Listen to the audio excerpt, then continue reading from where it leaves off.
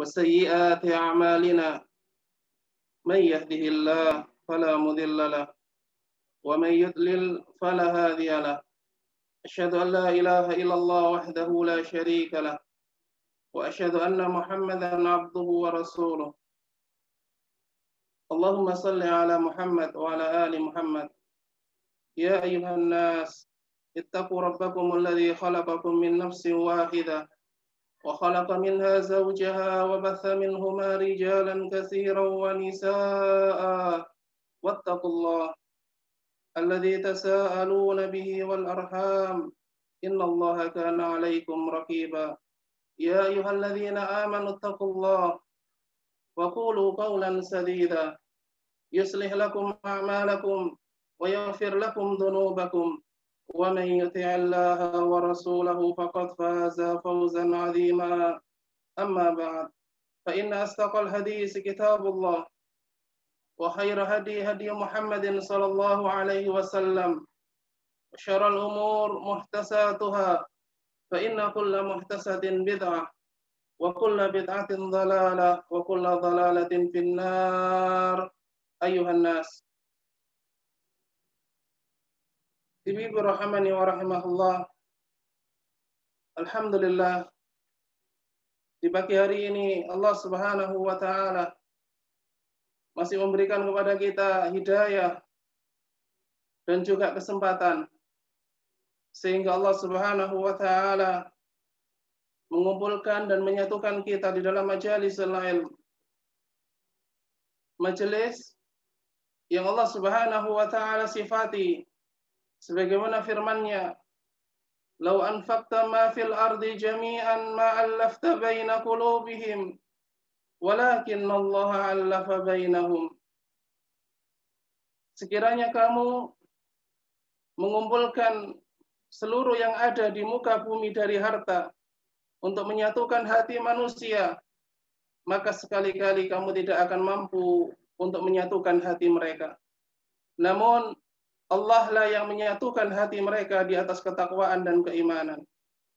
Saudara-saudariku rahimani wa rahimahullah, kita berkumpul di dalam majelis ilmu, kita berkumpul di dalam ukhuwah bukan berdasarkan strata sosial, bukan juga karena harta dan kedudukan, namun kita dikumpulkan oleh Allah Subhanahu wa taala di atas keimanan dan ketakwaan kita kepada Allah Subhanahu wa taala.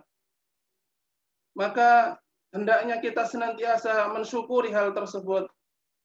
Betapa banyak orang-orang yang ia mengharapkan untuk hadir dan berkumpul di dalam majalisul ilm, dan harapan mereka sudah 8 bulan lamanya, namun hal tersebut adalah sesuatu yang masih berupa impian.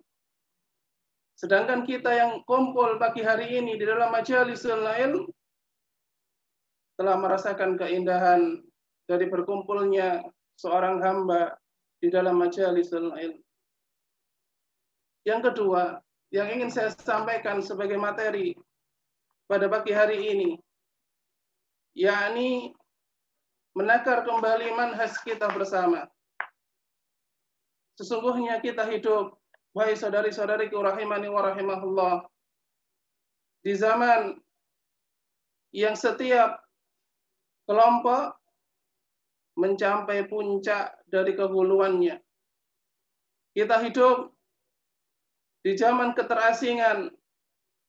Kita hidup di hari-hari penantian dan kesabaran. Dan kita hidup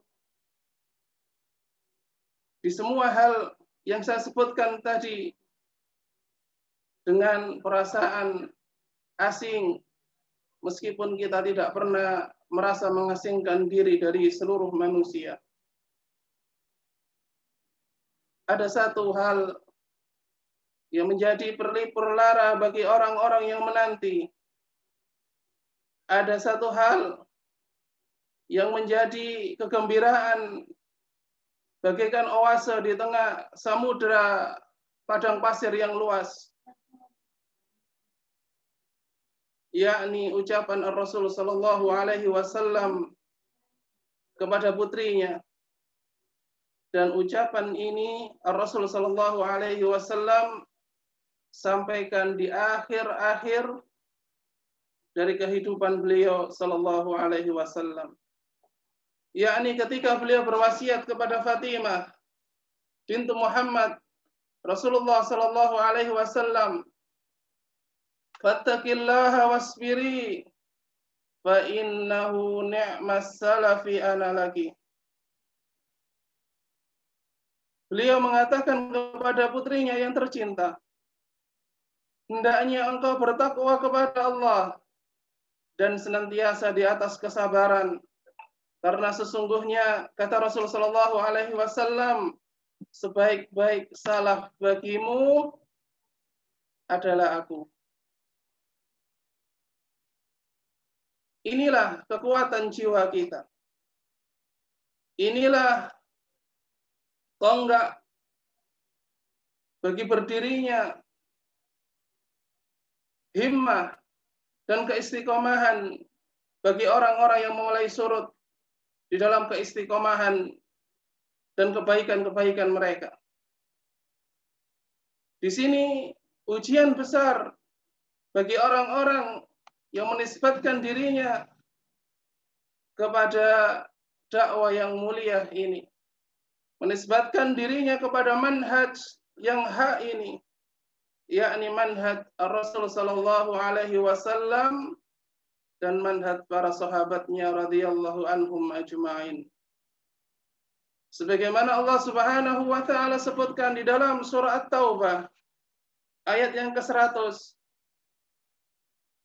Was-sabiqunal awwaluna minal muhajirin wal ansar walladzina ittaba'uuhum bil ihsan radhiyallahu anhum wa radu'an.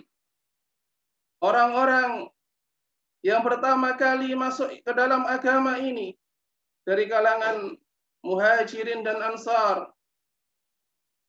Dan Allah Subhanahu wa taala menyelipkan satu firman yang indah di antara dua kelompok besar dari umat Nabi sallallahu alaihi wasallam, yakni muhajirin dan ansar. Ucapan Allah Subhanahu wa taala yang menjadi kegembiraan bagi orang-orang yang datang di kemudian harinya.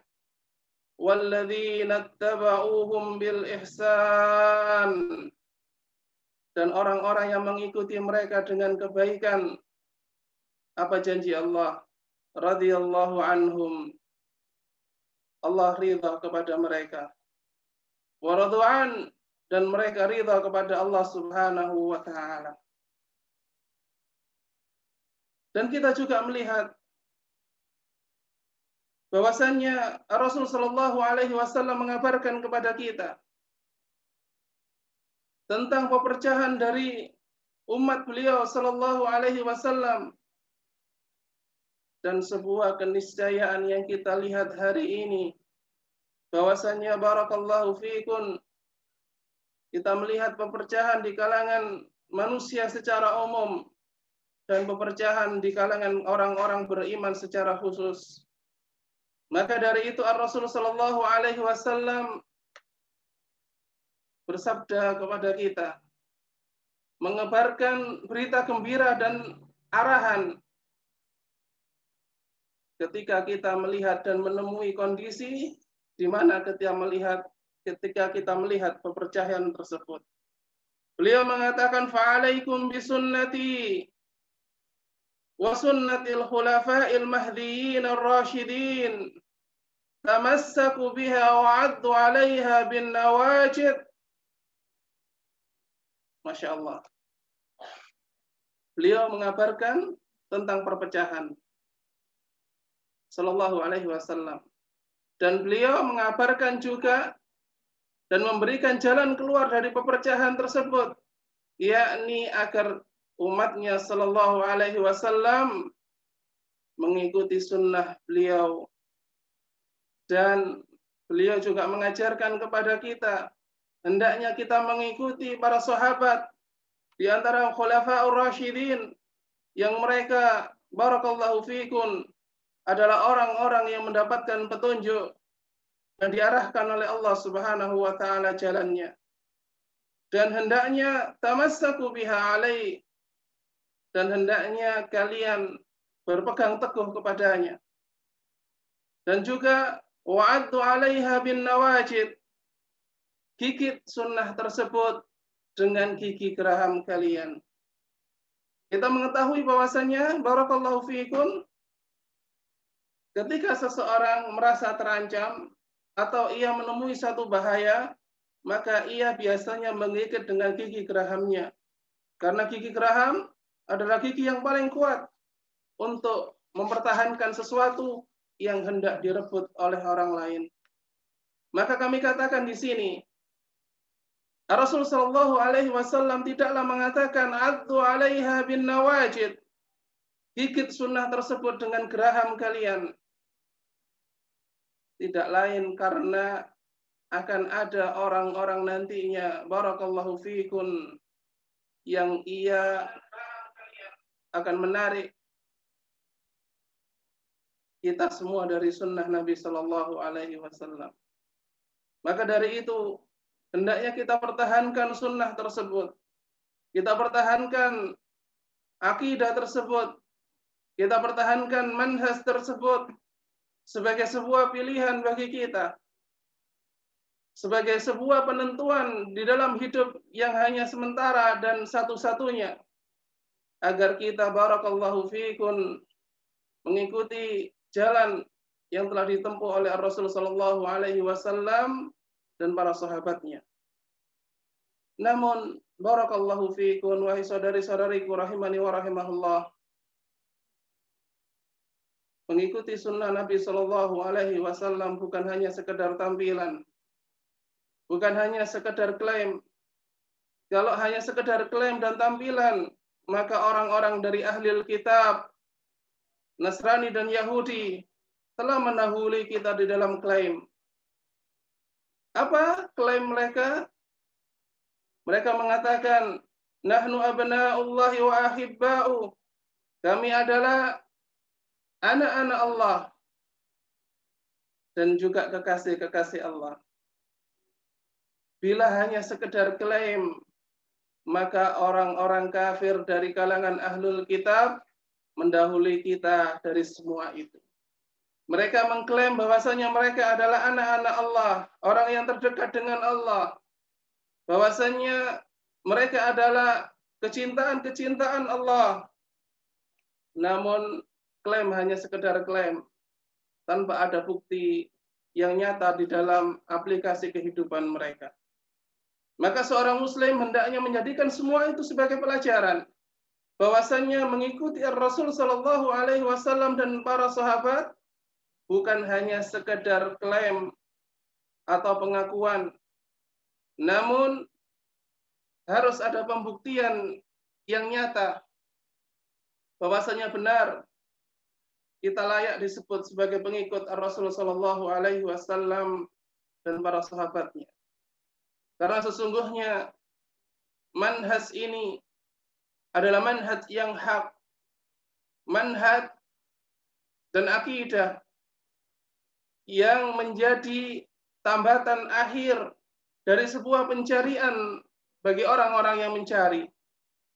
Dia adalah satu tempat yang dituju oleh orang-orang yang kebingungan dan yang kita berharap, yang telah lama mengaji, kita berharap Allah Subhanahu wa taala menetapkan kita di atas hidayah ini, di atas hidayah sunnah, dan juga di atas manhaj yang hak ini, sehingga Allah Subhanahu wa taala mengambil roh kita sebagaimana Allah Subhanahu wa taala katakan, wa'bud rabbaka hatta ya'tiyakal yaqin.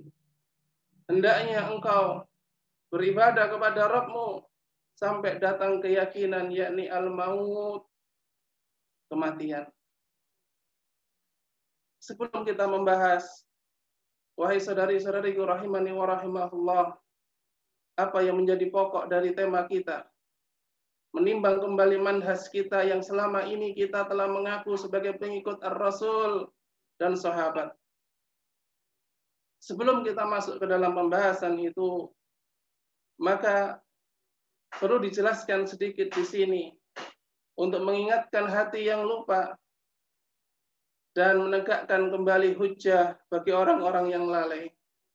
Apa itu sunnah? Apa itu ahlus sunnah? Apa itu salaf? Karena kita tidak boleh hanya sebagai orang yang senantiasa mengklaim, sebagaimana yang saya sebutkan tadi di awal, bahwasanya ahlus sunnah sebagaimana disebutkan oleh Syekh Shalih Al-Fauzan bin Abdullah Al-Fauzan hafizahullah, ketika beliau ditanya apa itu sunnah, apa itu ahlus sunnah, dan timbangan apa yang menjadikan ahlus sunnah di atas manhaj dan firqah yang lain. Maka beliau mengatakan bahwasanya ahlus sunnah ahlul haq. Ahlus sunnah adalah ahlul haq yang mereka berada di atas kebenaran. Dan yang menyelisihi mereka adalah ahlul batil, yang menyelisihi akidah salaf, yang menyelisihi akidah ahlus sunnah, mereka adalah kelompok batil, tidak terkecuali. Dikatakan mereka sebagai al-jamaah karena mereka senantiasa menjaga persatuan kaum muslimin dan kokoh berdiri di atas kebenaran, dan mereka melarang dari perpecahan. Bisa dikatakan di sini bahwasanya ahlus sunnah adalah orang-orang yang berkomitmen di atas niat yang lurus untuk mengikuti Rasul Shallallahu Alaihi Wasallam dan para sahabat zahiran wa batina, baik secara zahir maupun secara batin, baik ucapan maupun isi hati, baik yang nampak maupun yang tersembunyi. Dan mereka senantiasa menjaga persatuan, menghindarkan perpecahan, dan mereka bukan golongan-golongan sebagaimana golongan-golongan hizbiyah yang ada pada hari ini. Ahlus sunnah wal jamaah boleh jadi mereka adalah orang-orang umum, boleh jadi mereka adalah orang-orang awam, boleh jadi mereka adalah ulama, pemimpin kaum muslimin, ahlul hadis, baik yang ada di timur maupun yang ada di barat. Selama ada syaratnya, selama mereka ada komitmen lahir batin, ikhlas karena Allah Subhanahu wa taala, mengikuti manhaj ini. Itulah ahlus sunnah. Itulah firqatun najiyah. Kenapa mereka disebut firqatun najiyah? Karena mereka adalah orang-orang najah fid dunya minadh dhalalah wa najah fil akhirah minan nar. Orang-orang yang di dalam kehidupannya mereka adalah orang-orang yang selamat dari kesesatan, dan mereka selamat nantinya di akhirat dari nerakanya Allah Subhanahu wa taala. Dan kita berharap agar Allah Subhanahu wa taala membimbing kita kepada keduanya, yakni selamat di dunia dari kedalalan, kesesatan, dan kita selamat nantinya di akhirat dari nerakanya Allah Subhanahu wa taala. Saudara-saudariku rahimani wa rahimahullah,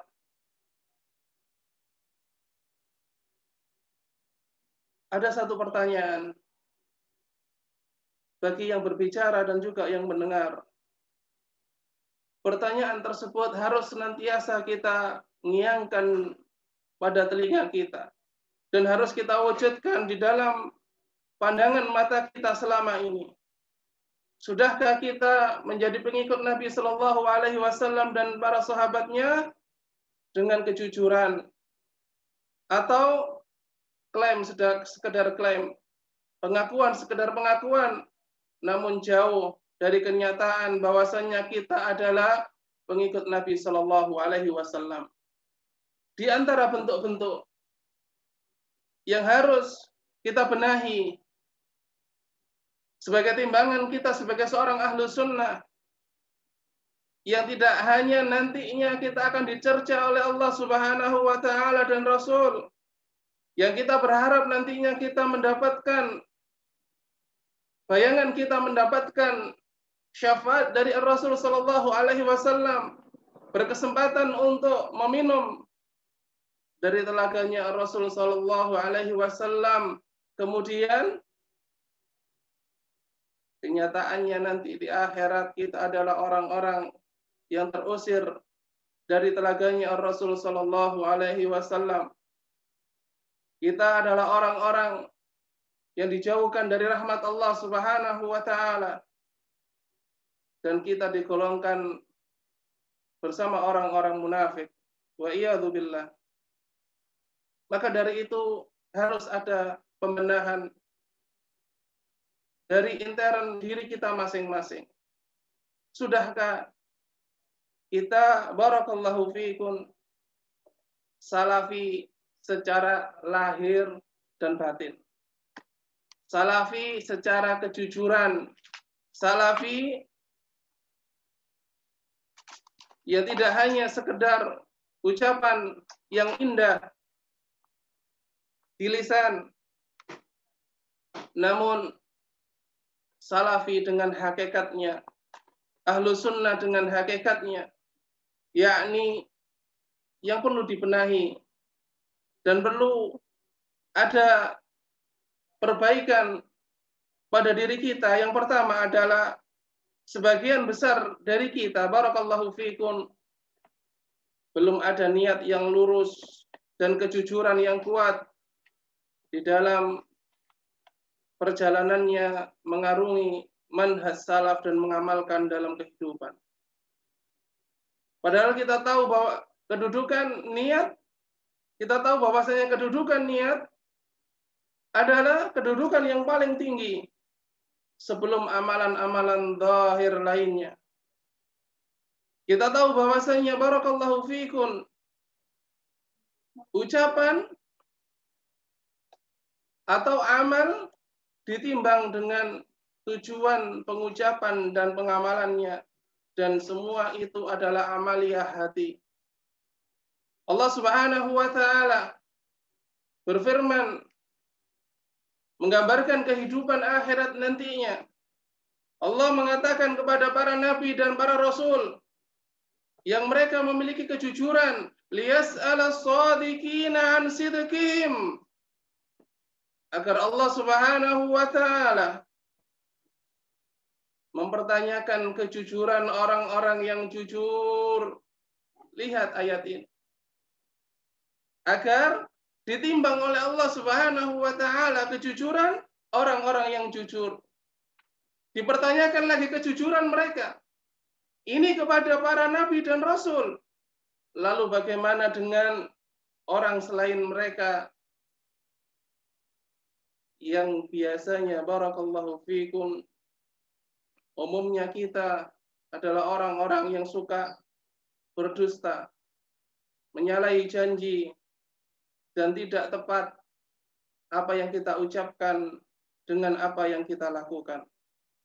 Maka dari itu, demikian juga dengan cara kita bermanhaj. Kita timbang, apakah selama ini kita benar menjadi pengikut salaf, atau hanya sekedar pengakuan tanpa bukti. Sebagian orang, mereka ngaji, ikut kajian, karena ada kepentingan. Setelah kepentingan tersebut selesai juga mereka ikut ngaji. Sebagian mereka alasannya ikut ngaji karena di rumah kesepian, tidak ada teman. Kemudian ketika mereka menemukan teman yang tepat, lupa dengan kajiannya. Atau karena masalah-masalah duniawi lainnya, dari perbisnisan, dan perhutangan mungkin. Setelah mereka mendapatkan apa yang mereka dapat dari kehidupan dunia dan cita-cita mereka, lupalah mereka dengan manhaj. Kembalilah mereka pada kehidupan yang lama. Wa iyadzubillah. Kita temukan sebagian orang-orang yang di awal-awal hijrahnya, mereka begitu istiqomah terlihat, namun dengan berjalannya waktu, berjalannya umur, berjalannya hari-hari, dan hari-hari itu menjadi saringan bagi setiap niat-niat. Apakah niat itu lurus karena Allah, atau ada motivasi-motivasi yang lain. Orang yang istiqomah, mereka tidak akan terusangkan oleh berlalunya waktu, hari, dan bulan. Namun semakin bertambah hari, semakin bertambah bulan, maka keistiqomahan mereka semakin tampak sebagaimana emas yang semakin ditempa akan semakin berkilau. Demikianlah juga dengan iman yang lurus, manhaj yang kokoh, dan kejujuran bagi sebuah ucapan. Maka dari itu lihat, apa tujuan Anda datang ke kajian? Apa niat Anda memilih manhaj salaf ini sebagai akidah bagi kehidupan Anda, dan tambatan terakhir yang kita berharap kepada Allah Subhanahu wa taala, bahwasanya Allah akan mematikan kita di atas manhaj yang hak ini. Apakah murni karena Allah, ataukah ada motivasi-motivasi materi dan dunia? Yang kedua, sebagian orang mereka di persimpangan jalan dan di pinggir dari arena di dalam bermanhaj.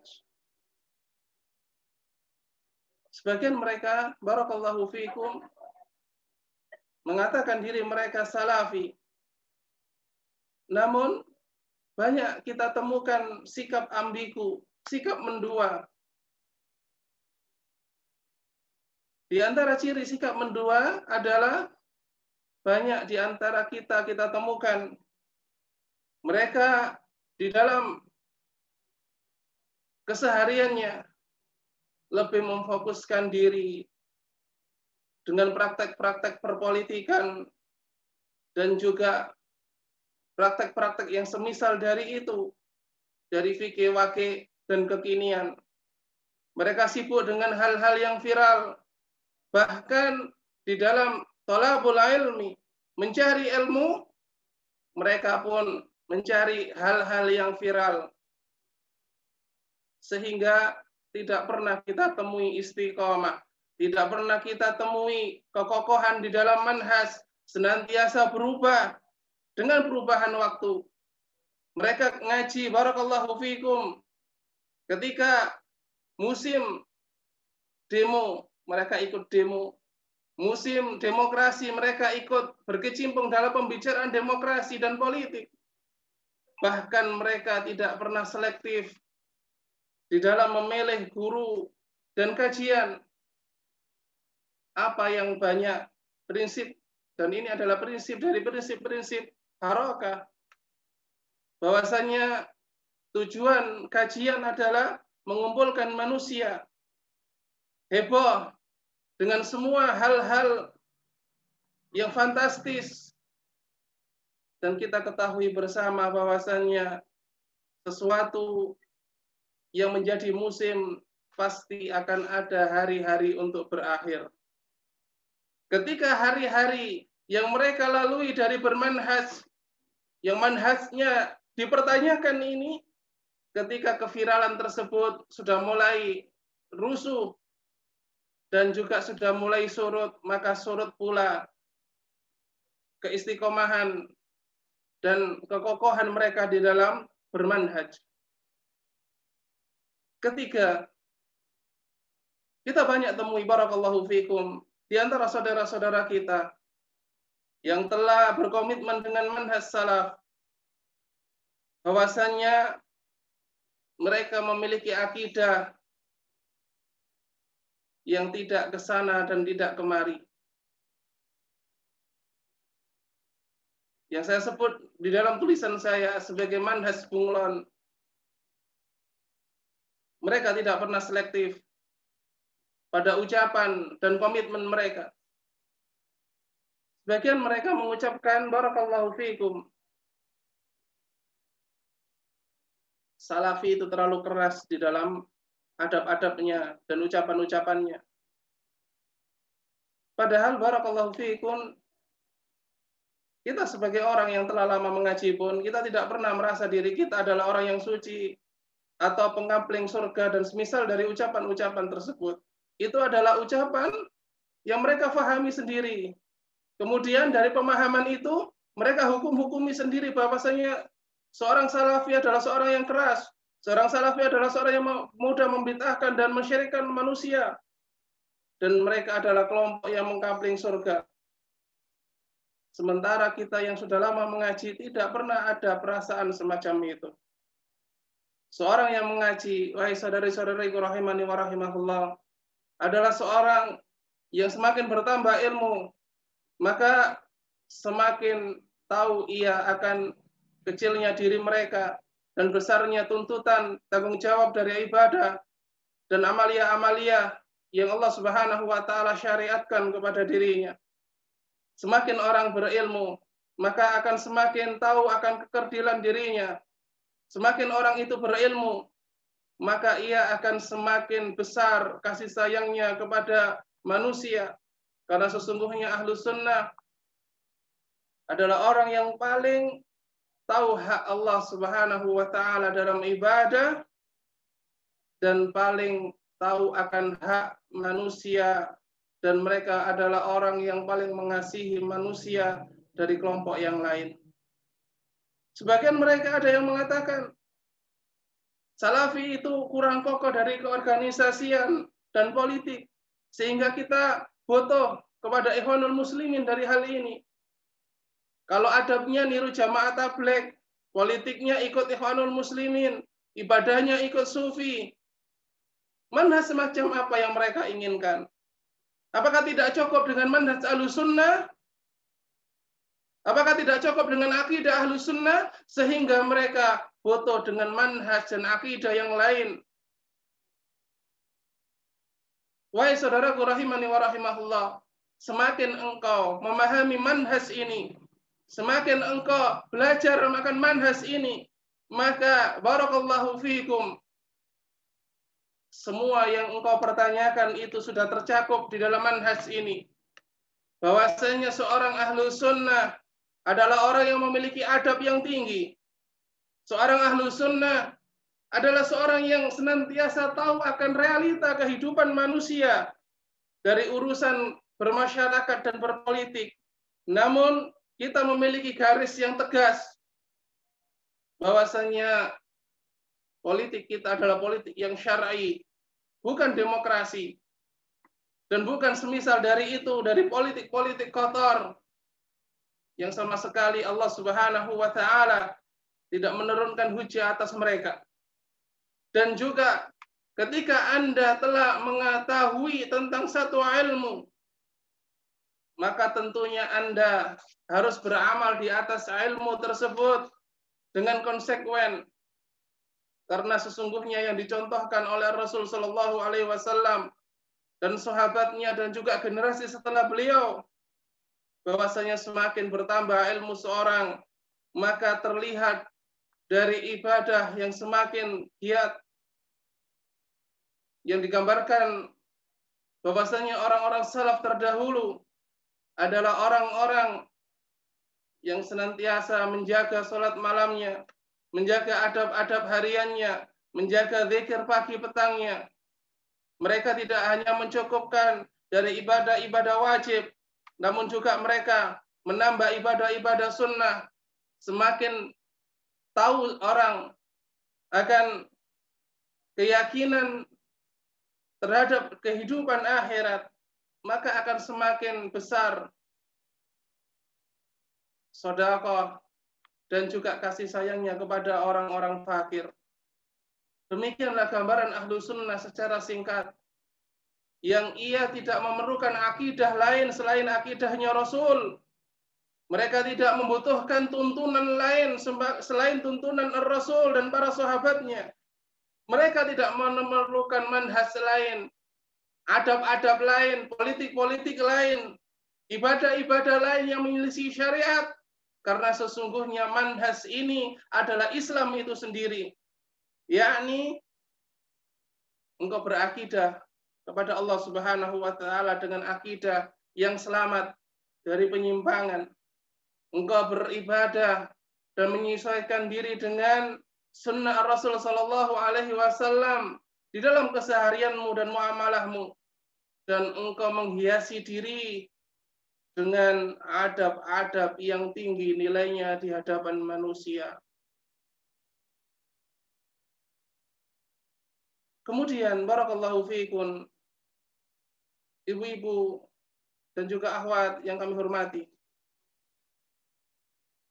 Di antara hal yang harus dihilangkan di dalam urusan bermanhaj ini, yakni sebagian penuntut ilmu mereka berlebihan terhadap hal-hal yang tidak sepatutnya mereka bicarakan sebagai penuntut ilmu. Yakni kita merasakan hari-hari ini munculnya bibit-bibit fanatisme di antara barisan orang-orang yang menisbatkan dirinya kepada salaf.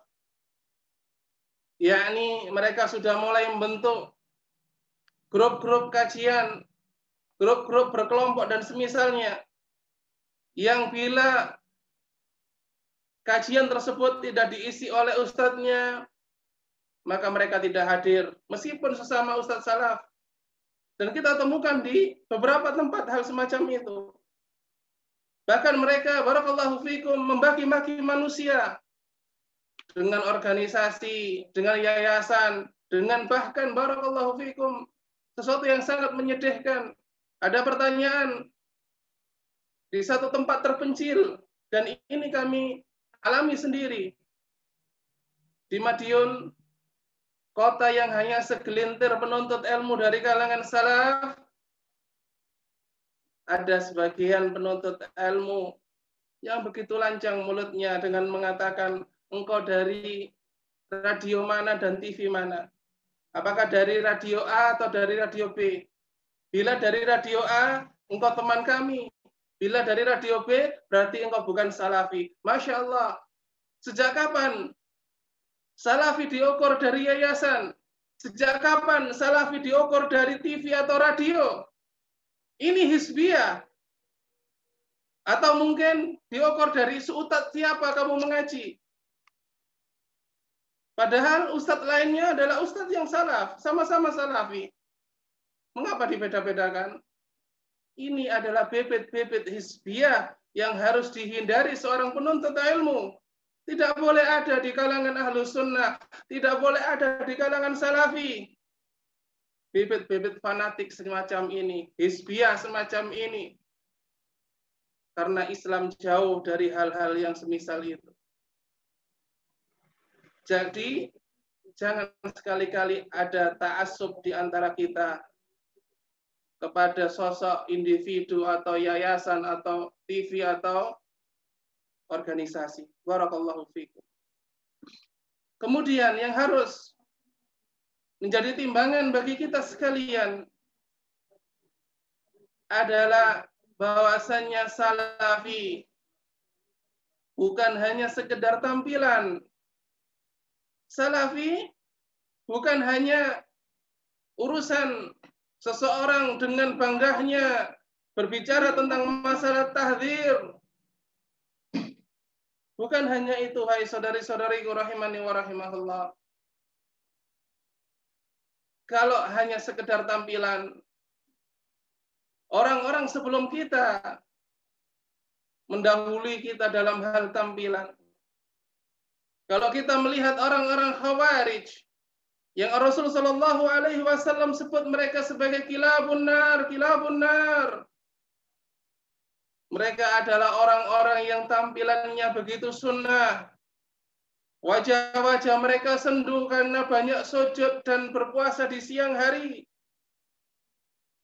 namun semua itu tidak menjadikan akidah mereka lurus. Manhaj mereka benar. Seorang salafi tidak dilihat dari tampilan luarnya, namun seorang salafi dilihat dari akidah, muamalahnya kepada Allah. Ia mengetahui hak-hak Allah dan Rasul-Nya, dan kemudian menghiasi dirinya sekali lagi dengan adab-adab yang mulia.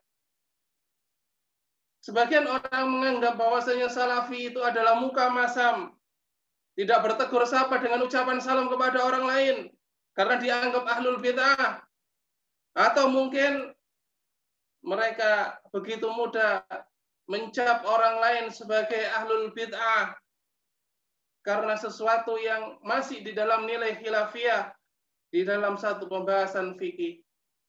Semua ini bukanlah ajaran-ajaran yang dicontohkan oleh salaf kita terdahulu. Seorang salafi, ia memadukan antara kebaikan hati dan kebaikan zahir dari keseharian mereka. Mereka adalah orang-orang yang kokoh di dalam ibadah kepada Allah, senantiasa menghiasi lisan-lisan mereka dengan dzikir kepada Allah dan ucapan istighfar, dan mereka menerima manusia dengan muka yang manis, senyum yang ramah, dan nasihat bagi orang-orang yang menyelisihi mereka di dalam urusan-urusan kebaikan.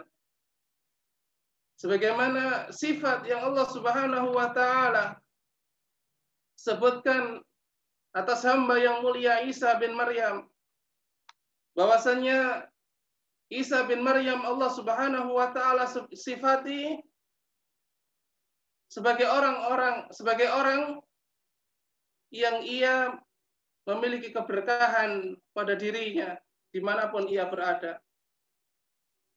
Bahwasanya Isa alaihi salam adalah orang yang ia memiliki barokah dimanapun ia berada, yakni senantiasa menjalin hubungan dengan manusia. Kemudian ia berusaha untuk memperbaiki hubungan dengan manusia dan tetap memberikan nasihat yang bermanfaat bagi orang-orang yang ada di sekitarnya.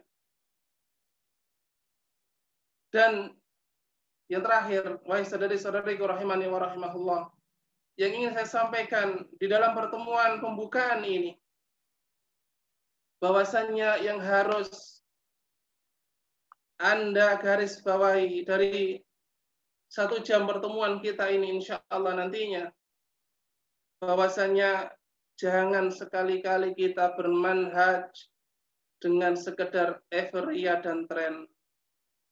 Sebagian saudari-saudari kita temukan mereka ketika musim panahan, mereka semua beli panah. Ketika musim bercadar, semua bercadar. Ketika musim trennya celana cingkrang, semua memakai celana cingkrang. Namun hanya sekedar tren, tidak masuk ke dalam hati mereka. Sehingga kita takutkan bahaya yang besar, karena sesungguhnya musim pasti berlalu.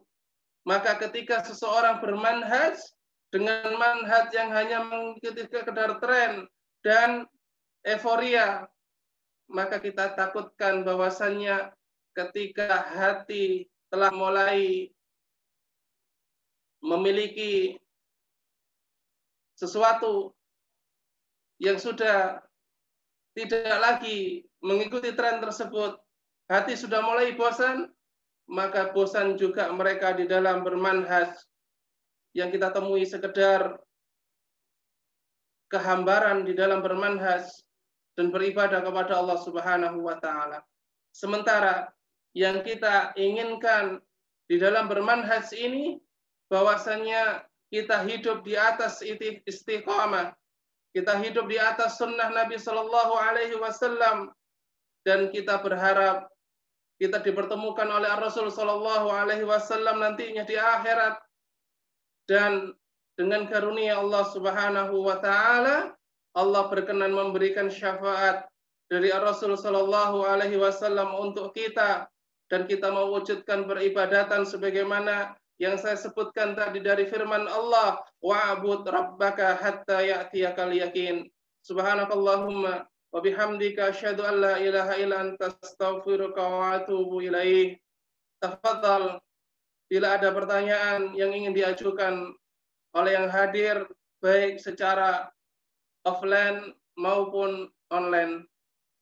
Waktu selebihnya kami kembalikan kepada moderator. Taib, Masya Allah, syukran wa jazakallahu khairan Ustadz atas nasihatnya. Semoga setelah mendengarkan materi dari Ustadz, kita bisa menempuh jalan yang telah ditempuh oleh Rasulullah SAW dan para sahabatnya. Bukan hanya sekedar tampilan atau klaim saja, melainkan dengan ilmu dan amal soleh. Dan semoga yang saat ini sedang futur setelah mendengar nasihat dari Ustadz bisa bangkit kembali dan bersemangat dalam beribadah di atas manhaj yang hak ini. Dan sebelumnya perlu diketahui bahwasannya kajian ini terlaksana atas kerjasama Ukhuwah fil Hijrah dengan Masjid Astra dan pekerja mengaji, biiznillah. Dan jika kita ingin melihat kembali kajian ulang bisa dilihat di channel YouTube Ukhuwah fil Hijrah TV. Nah, saat ini kita sudah sampai pada sesi yang paling ditunggu-tunggu, yakni sesi tanya jawab.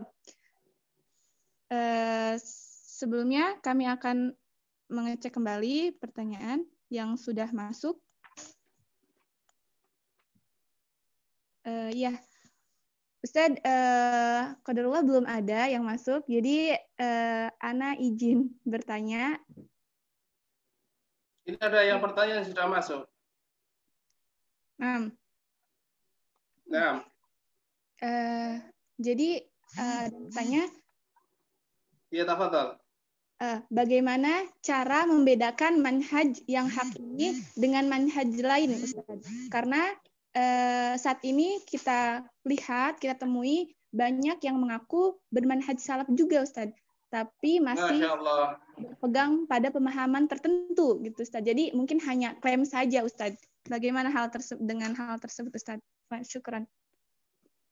Masya Allah, barakallahu fiikun. Ini moderatornya dapat hadiah insya Allah nantinya. Saya jawab. Yang membedakan manhaj salaf dengan manhaj yang lain bukan terletak pada tampilan. Sekali lagi yang harus digarisbawahi, salaf bukan tampilan. Salaf sama, pakaian orang salafi dengan pakaian kaum muslimin sama. Ya, cara berpakaian mereka, cara beribadah mereka secara umum sama dengan kaum muslimin. Lalu apa yang membedakan? Yang membedakan adalah manhaj dan akidah.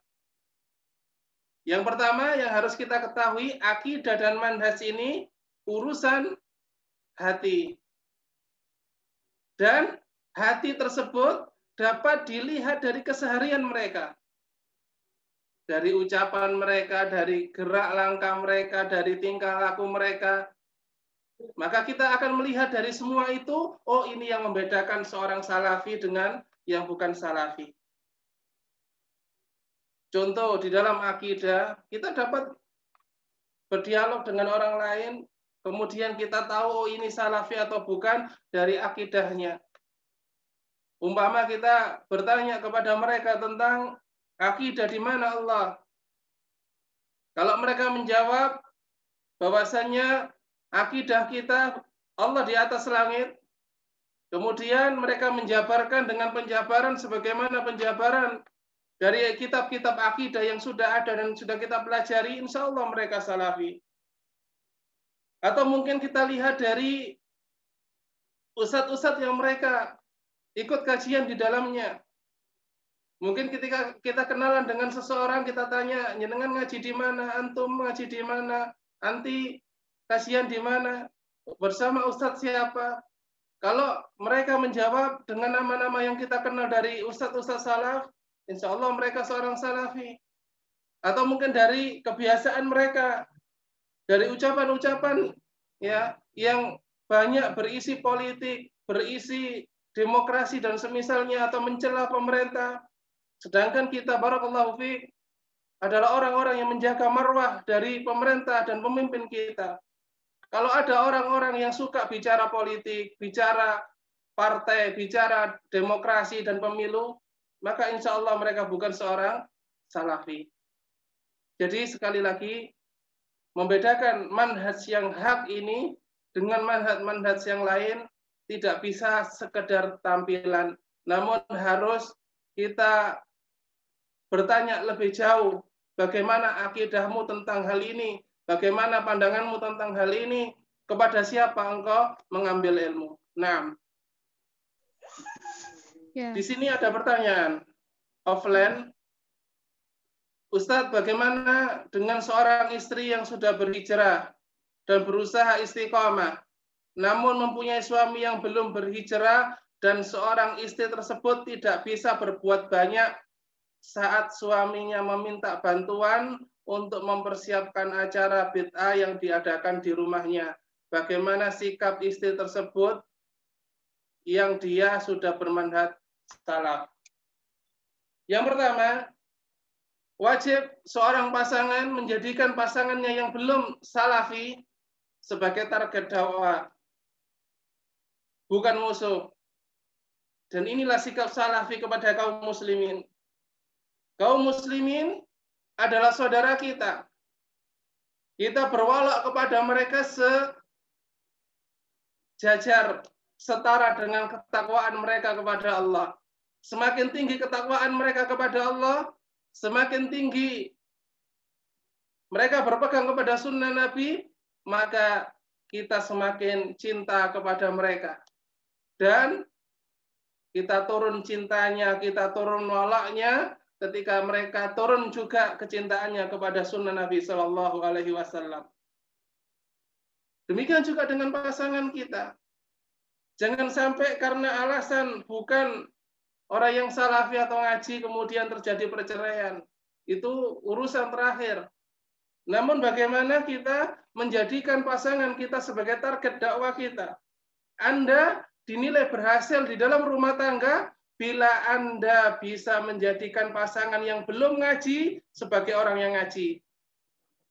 Pasangan yang belum salafi sebagai pasangan yang salafi nantinya dengan dakwah Anda. Dan tentunya berdakwah kepada suami tidak sama dengan berdakwah kepada orang lain dari kalangan teman. Perlu ekstra adab, perlu ekstra hati-hati dalam bicara. Kita harus mengerti pasangan kita, keluhannya, dan juga kesulitan-kesulitannya kita bantu. Semoga dengan itu, juga ditambah dengan doa-doa kita, maka Allah mendatangkan hidayah kepada suami tersebut. Lalu bagaimana ketika ada acara bid'ah, maka kita tidak boleh taat kepada makhluk ketika mereka, barakallahu fikum, bermaksiat kepada Rabb-nya. Kalau memang itu kita tahu, sebagaimana kadar ilmu yang telah kita dapat, itu acara bid'ah, maka jangan sekali-kali kita ikut acara tersebut. Wajib kita tolak, namun tetap kita sampaikan dengan adab yang baik, terutama juga bagi seorang anak kepada orang tuanya. Nah, ada yang sudah masuk pertanyaan? Iya Ustaz, alhamdulillah sudah banyak yang masuk pertanyaan. Masya Allah. Saya batasi sampai 9:30 untuk pertanyaan. Oh, nah Ustaz. Nah, masih ada 5 menit. Ya, kita pilih dulu ya Ustaz yang sesuai dengan tema kita hari ini. Inggih, nah. Ini ada pertanyaan yang bagus ya, Masya Allah.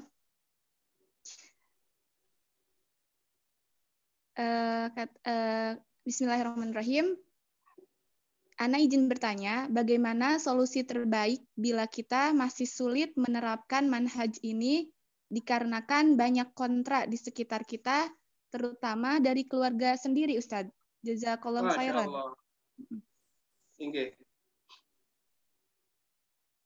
Wahai ukhti, semoga Allah Subhanahu wa taala memberkahimu yang bertanya dan juga memberkahi kita sekalian yang melihat acara ini.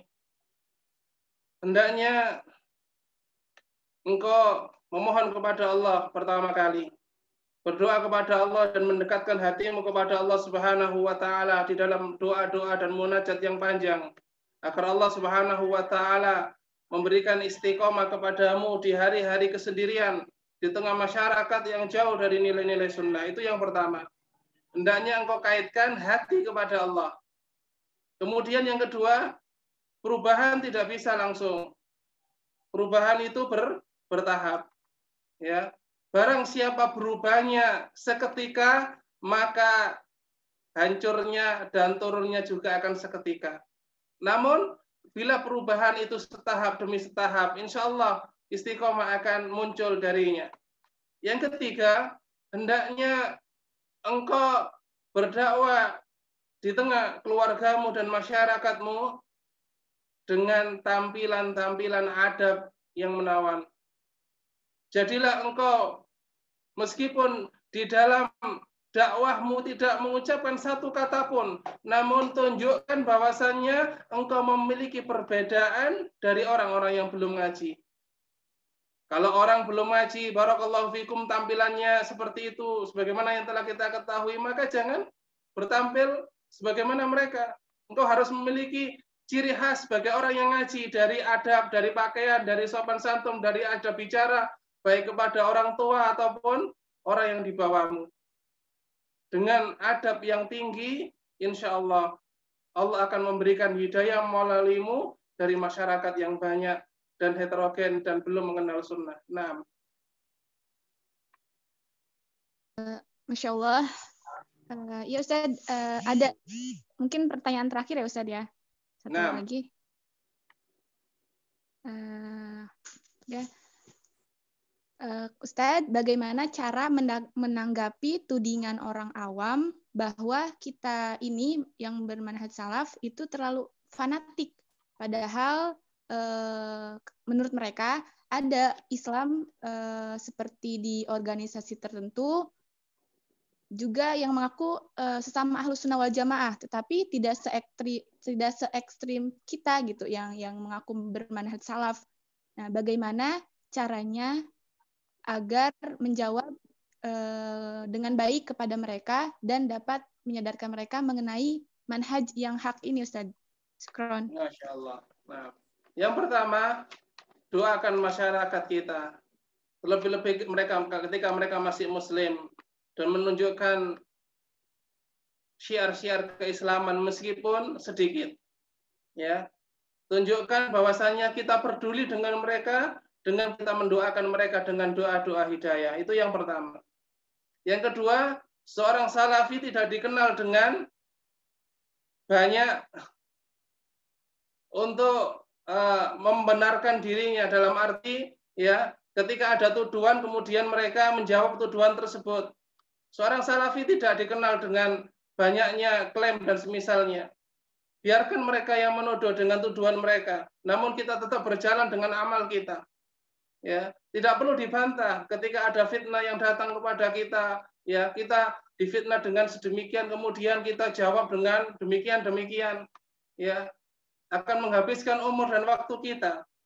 Maka jawab dengan amal soleh, dengan adab yang baik, tunjukkan jawabanmu dengan adab di kalangan manusia bahwasanya engkau tidak seperti yang mereka ucapkan. Engkau tidak seperti yang mereka gambarkan. Dan engkau tidak seperti bayangan mereka. Jadi sekali lagi, ketika di masyarakat, ya hendaknya engkau mengimbangi antara beratnya manhaj ini diterima oleh hati-hati manusia yang keras, yang Allah Subhanahu wa taala gambarkan, summa qasat qulubukum min ba'di dzalik fa hiya kal hijarah aw ashadda qaswah. Namun ketika engkau jawab dengan amal soleh, dengan senyuman, dengan hadiah, dengan nasihat-nasihat yang baik, dan engkau tunjukkan engkau sebagai orang yang ngaji, maka insya Allah dengan sendirinya suara-suara sumbang, suara-suara penentangan itu akan redup dengan sendirinya, karena sesungguhnya ilmu, kebenaran adalah cahaya yang tidak akan bisa dihilangkan dengan kegelapan malam, dan juga kegelapan dari penyimpangan. Naam.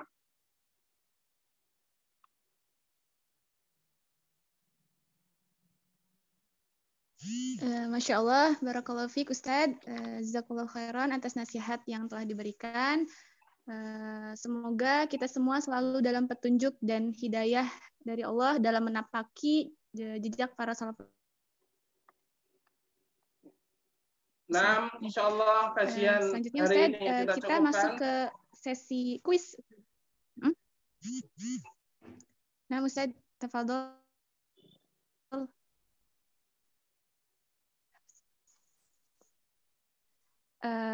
Ya. Saya tutup dan saya kembalikan kepada moderator dengan ucapan salam. Assalamualaikum warahmatullahi wabarakatuh.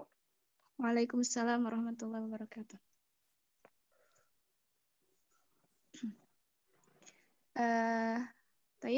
Selanjutnya kepada para peserta, insya Allah kita dari Uqafil Hijrah telah menyiapkan hadiah berupa pulsa untuk 2 orang yang masing-masing senilai 50.000, insya Allah.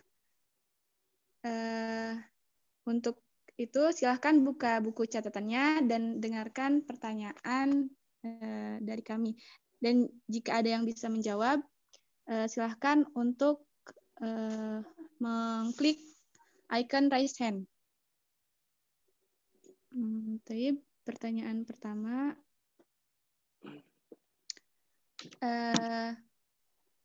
Sebutkan satu hadis yang Rasulullah SAW sampaikan kepada putrinya Fatimah. Silahkan yang tadi sudah ada yang mengangkat tangan ya, kepada Ummu Nisrina Ayu Azizah ya. Boleh mungkin bisa dibantu ininya, audionya dinyalakan. Halo. Ya, silakan Bismillah. Ini Rasulullah SAW menasihati Fatimah, bertakwalah kepada Allah dan bersabarlah, karena sebaik-baik salaf atau pendahulu bagimu adalah aku. Hadis riwayat Muslim. Masya Allah, barakallahu fikum. Jawabannya sudah tepat sekali ya, Masya Allah. Nanti bisa langsung chat admin ya untuk mengirimkan nomor handphonenya. Nah. Selanjutnya, pertanyaan kedua. Yang bisa menjawab silahkan untuk mengangkat tangannya. Yang kedua, apa yang dimaksud dengan manhaj bunglon pada kajian hari ini? Insya Allah, baik, gampang sekali ya insya Allah. Ya, sudah ada yang menjawab, alhamdulillah.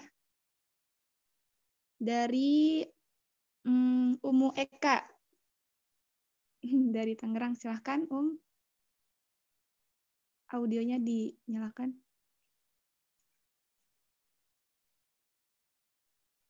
Ummu Eka. Mungkin bisa dibantu untuk dinyalakan audionya. Mic-nya, mikrofonnya.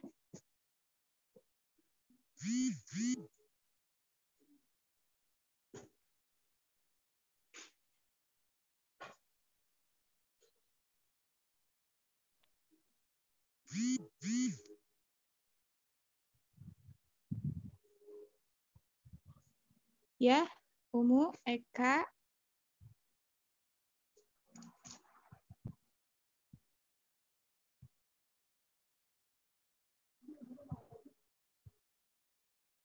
Nah, lanjut anak ke Ummu Adam ya. Ummu Adam, silahkan.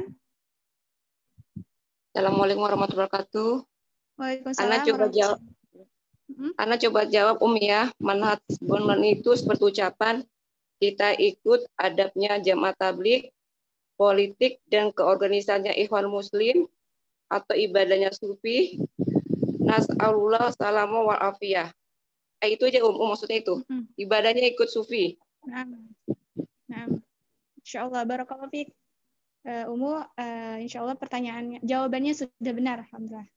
Nanti tinggal kirimkan nomor kontaknya. Jazakallahu khairan. Syukur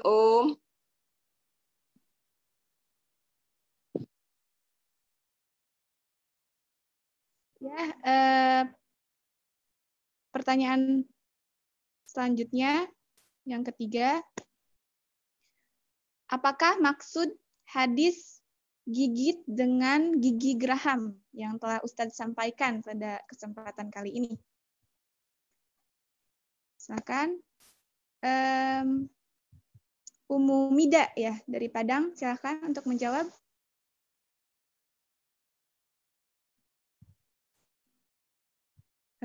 Umu Mida.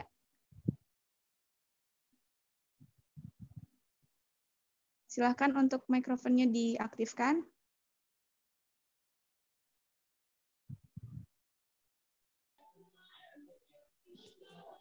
Bismillah. Yang dimaksud dengan gigit dengan geraham yaitu sesungguhnya kalau gigi geraham itu kuat gitu Kak. Jadi pertahankanlah sunnah itu dengan gigi geraham.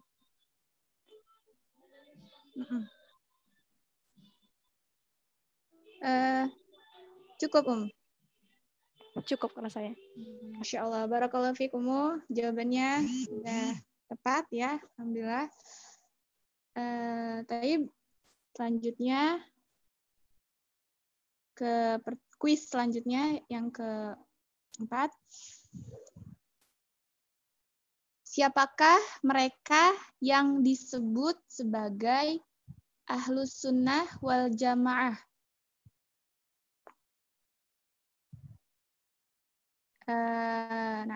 Kepada Umu Raudatul Ilmi. Silahkan untuk menjawab.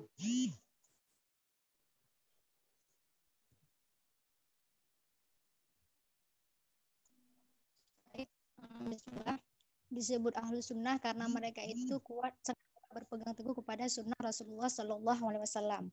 Dan mereka itu bukan golongan yang berpecah. Mereka berada bersatu di atas kebenaran. Mereka adalah ahlu sunnah, firqatun najiyah, taifah mansurah, ahlul hadis salafi. Mereka adalah orang-orang yang komitmen dengan sunnah Rasulullah Shallallahu Alaihi Wasallam dan para sahabat radhiyallahu anhum. Baik di timur bumi atau di balik bumi, pemimpin atau rakyat, ulama atau awam, inilah pilihan dan komitmen.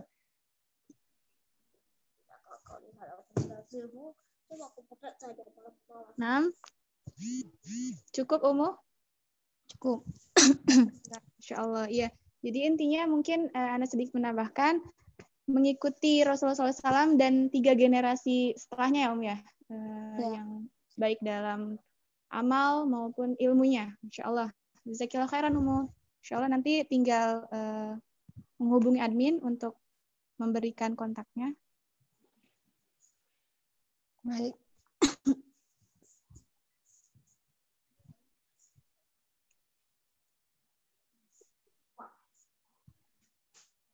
Selanjutnya, mungkin sudah cukup ya kuisnya, alhamdulillah. Dan kita sudah di akhir kajian, alhamdulillah.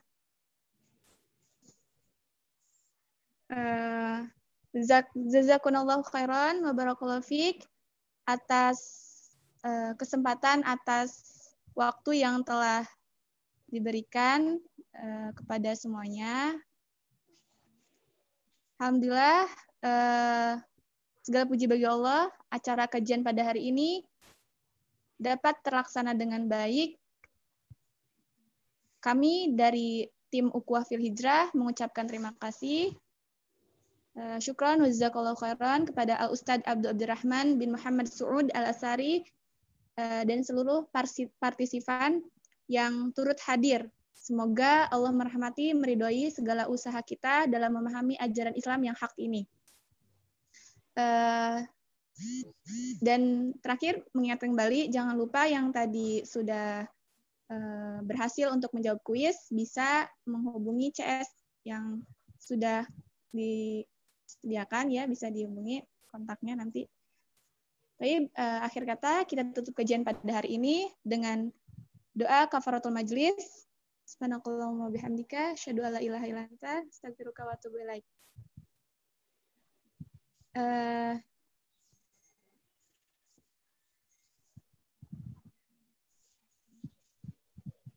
Ya, yang belum ada yang belum masuk. Tadi kontak untuk mendapatkan hadiahnya. Ini yang sudah masuk tadi, yang sudah mengirimkan kontaknya untuk dikirimkan hadiahnya.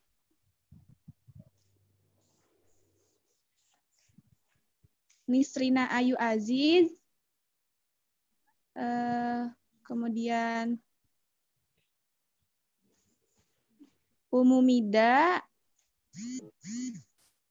Umu Adam, dan Raudatul Ilmi ya. Nanti mohon untuk segera mengirimkan kontaknya.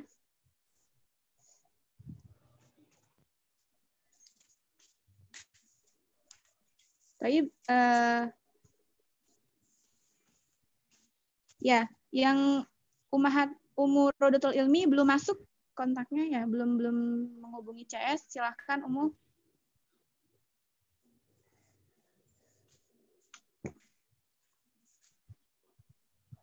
Umu Raudatul Ilmi sudah menghubungi CS kami. Bentar. Silahkan dihubungi.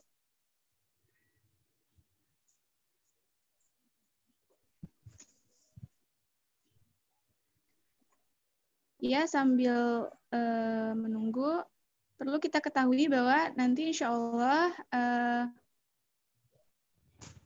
akan ada kajian UFH pekan depan insya Allah oleh Ustadz Abu Yala Kurnaidi. Jadi bisa stay untuk menunggu dan ikut kembali.